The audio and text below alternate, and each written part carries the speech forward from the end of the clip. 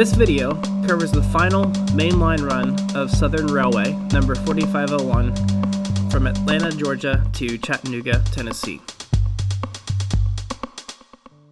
For a brief period of time between 2011 and 2015, Norfolk Southern Railway provided public steam excursions using vintage steam locomotives and passenger cars over their freight system. For those few years, that meant people had the chance to see rare steam engines operate and passenger trains in small towns that hadn't seen a passenger train in decades. 4501 was one of several locomotives used for this service. The last trips that were scheduled for this program using the 4501 were supposed to operate in different places throughout central Georgia. Unfortunately, the very last weekend of trips were canceled due to weather from Hurricane Joaquin impairing operations of the railroad throughout Georgia. This meant the very last chance to see this engine operate at the higher speeds it was built for and rare mileage on its former home rails was the ferry move scheduled for October 6th. It's 142 miles by rail from Inman Yard in Atlanta to the tracks of the museum in Chattanooga. The 4501 and the cars you'll be seeing on this train today are destined for the Tennessee Valley Railroad Museum in Chattanooga, Tennessee. This is where they are maintained and kept mostly for use on the museum's own track.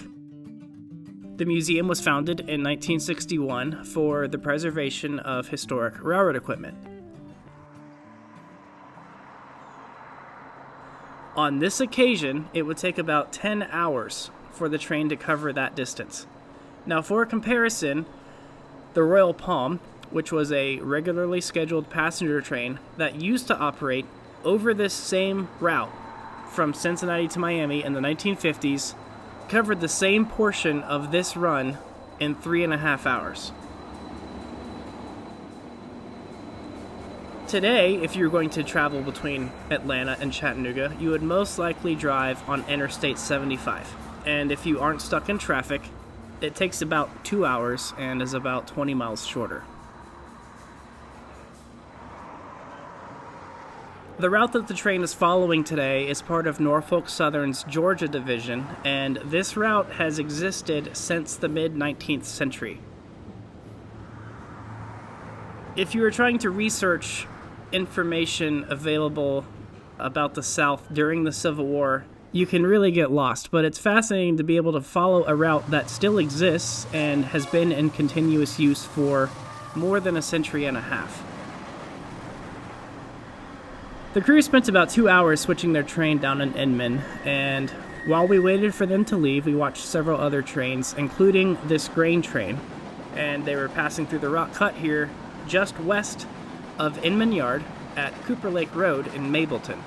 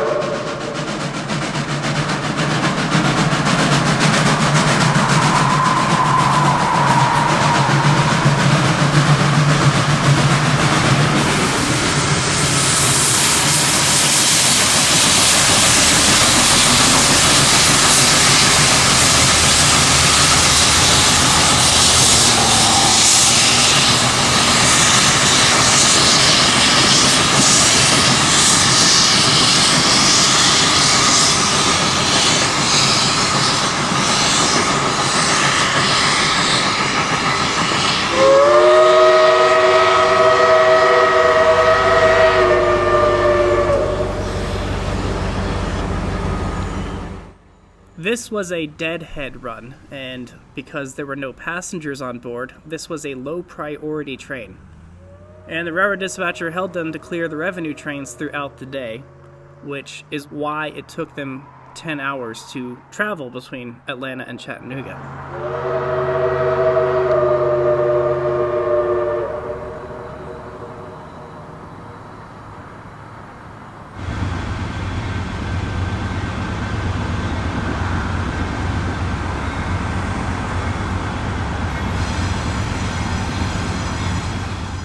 Just a mile or so further west of Mableton, we found a couple of eastbounds heading into Atlanta, and this held up the junction, which is just a little bit further west in Austell.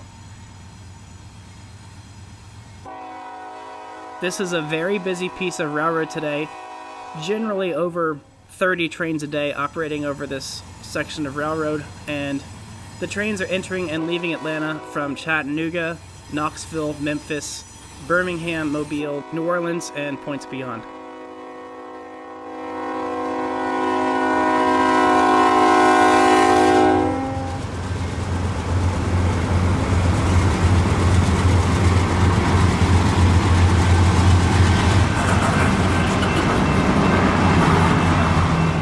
The grain train ahead of the 4501 was also tied up, waiting for a clear route through Mableton and Austell.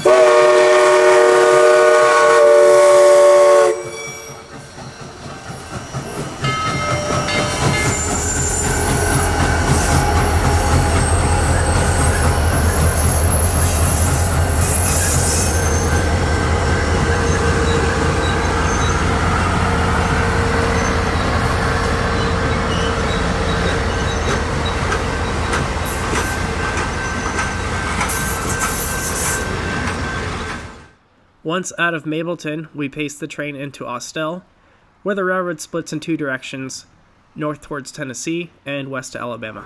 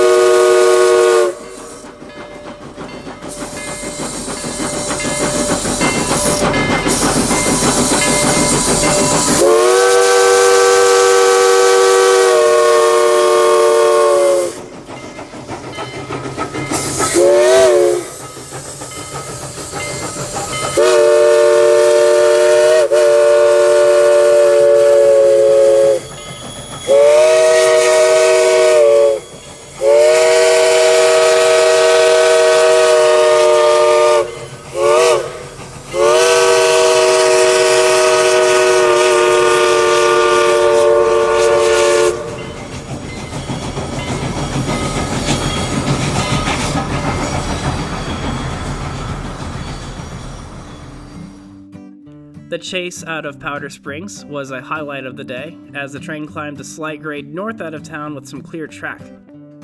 After Dallas, the railroad heads away from civilization for a few miles, working its way up and down the grade around Brushy Mountain. In the 1970s, the railroad was relined around the only tunnel that used to exist on this line between Chattanooga and Atlanta, and that was near Braswell. A little north of Rockmart, the railroad started following the bed of the Silver Creek, and that's for the last few miles into Rome while we followed it north. We were driving primarily on Georgia State Road number 101.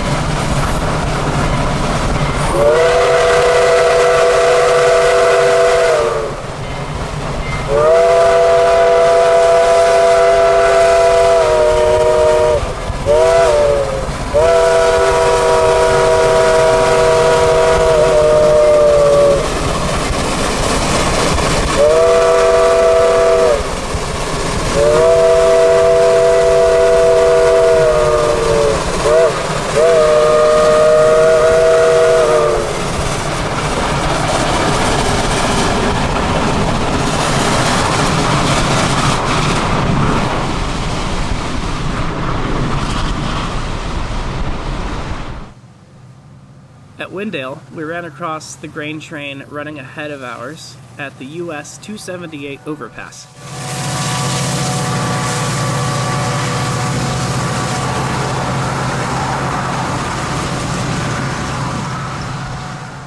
This wasn't a great location for sound, so we headed up the road a little more to a big curve at Dallas.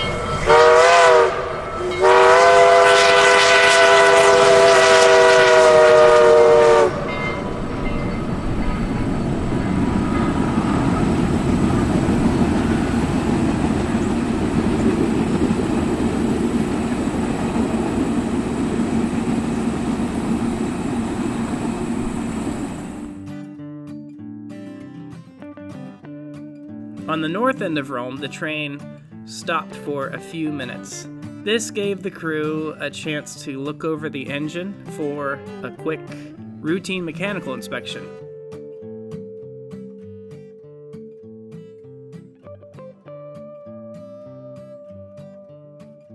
After this brief stop, and once they got a clear signal, we caught the train as it departed, and we did our best to keep up on some of the back roads. We only caught it one time at Miller Ferry as we continued north.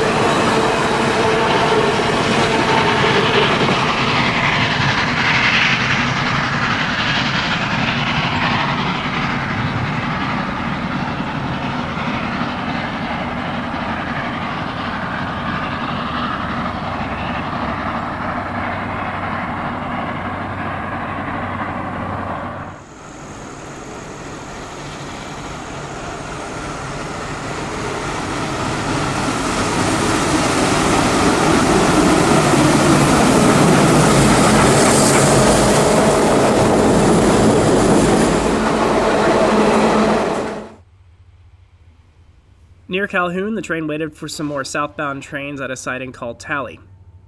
Of interest was the name of Water Tank Road, but I couldn't find any information to see what kind of water tank may have been there.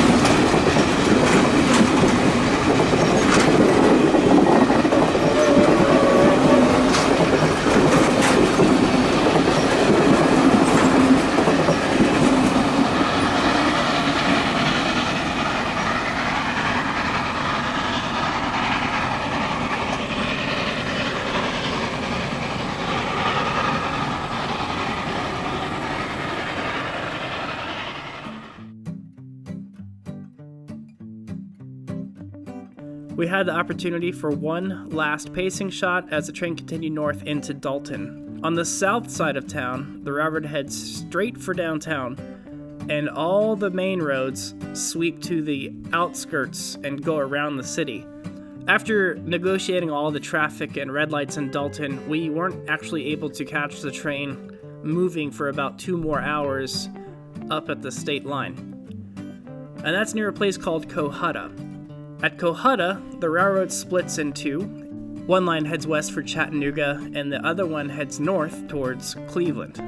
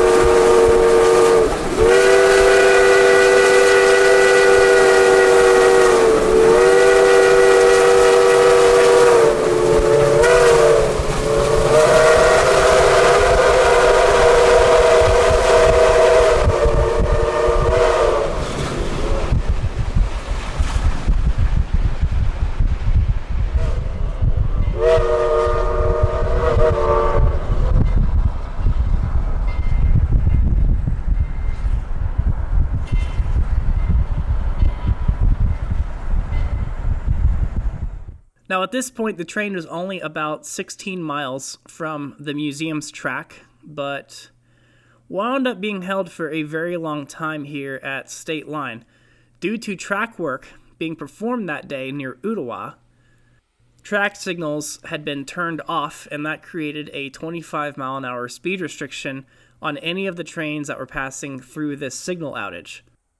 When you have a long freight train passing through speed restrictions, it takes a long time to pass through because the engineers are required to be able to stop short of any track gang or equipment that could be fouling the track that would have otherwise been indicated on the signal. This significantly slowed the progress of any trains that were heading south, and the 4501 and its train were waiting for all of these to clear them so they could head north.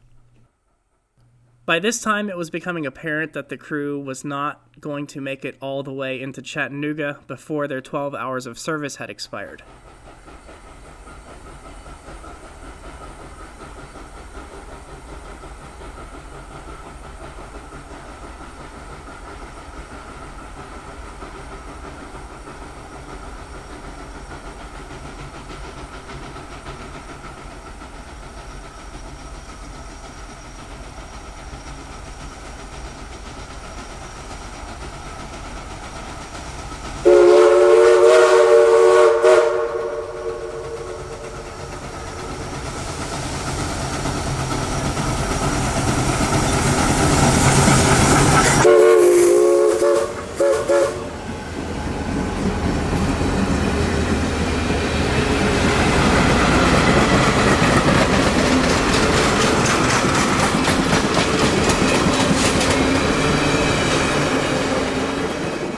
because this was 2015, the dispatcher was unfamiliar with the necessity of having a specially qualified crew to operate the engine, and the dispatcher suggested leaving the train for another crew to retrieve when they were able.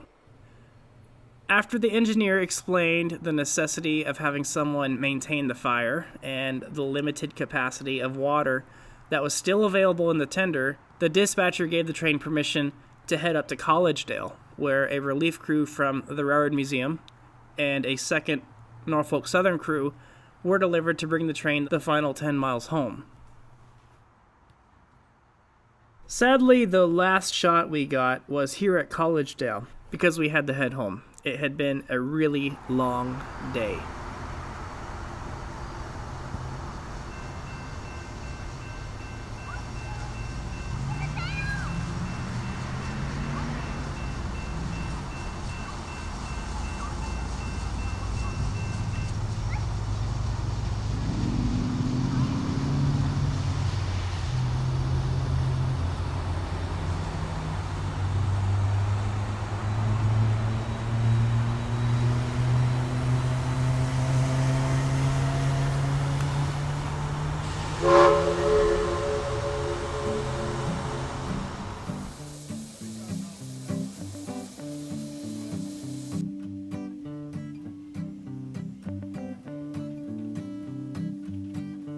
Unique opportunities like this are never fully appreciated until you look back and see just how rare they were.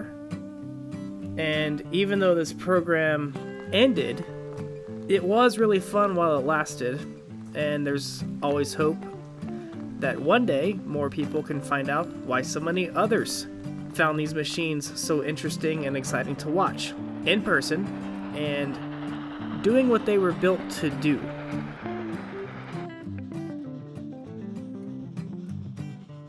If they don't, it's not the end of the world, but it was fun.